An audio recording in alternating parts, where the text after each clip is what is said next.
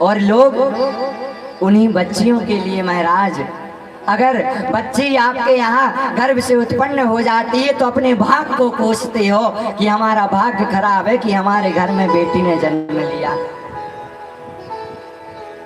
पूरे घर को भले ही दुख हो जाए, लेकिन एक पिता को कभी दुख नहीं होता कि मेरे घर में बेटी ने जन्म लिया है। वो तो हमेशा यही सोचता है कि हमारे घर में साक्षात लक्ष्मी आ गई। महाराज, जब पुत्री का विवाह होता है ना, घर में केवल विवाह के एक दिन पहले जो रात्रि आती है, केवल दो लोग जागते हैं, एक पिता और एक पुत्री। पिता अपनी डायरी लेकर बैठता है कि हमने फलाने भैया का फलाना कर्ज लिया था, जब पुत्री का विवाह कर लेंगे तो हम उस कर्ज को चुकाएंगे, लेकिन अपनी पुत्री को कभी अनुभव नहीं होने देता कि उसका पिता गरीब है। और एक पुत्री किस लिए जागती है?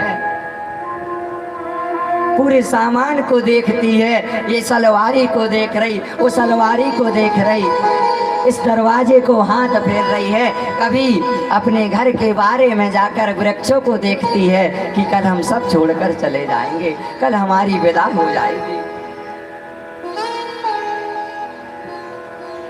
और महाराज, आप अंदाजा लगा लेना इस बात का, आप अपने पुत्र और पुत्री दोनों को कभी मेले ले जाना, पुत्र क्या खरीदेगा?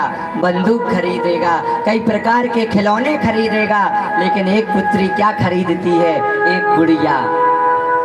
पुत्र मेले से आते समय उस खिलौनों को तोड़ देगा, लेकिन पुत्री उस गुड़िया को जिंदगी भर संभाल कर रखती है और इतने समय तक रखी रहती है। और जब उसका विवाह होता है तो महाराज उसको अपने ससुराल भी ले जाती कि हमारे पिताजी ने हमें दिलाया था। अरे, पुत्र तो सौभाग्य से प्राप्त होता है, लेकिन पुत्री तो परम सौभाग्य से प्राप्त होती है महाराज। और उसी पुत्री को हम कोख में मारने की बात करते हैं।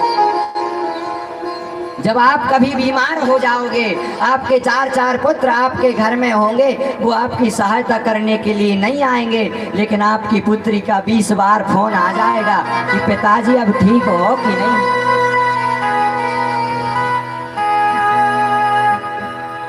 और हम उसी पुत्री को भला बुरा कहते हैं। अरे, तुम्हें पता है कि उसको केवल मायके में सुख होने हैं, आगे वाले ससुराल का उसको पता नहीं कि कैसा ससुराल मिलना है, कैसे हमें सास ससुर मिलने हैं, कैसे पतिदेव मिलने हैं। अरे, उसको कम से कम मायके में तो सुख भोग लेने दिया करो।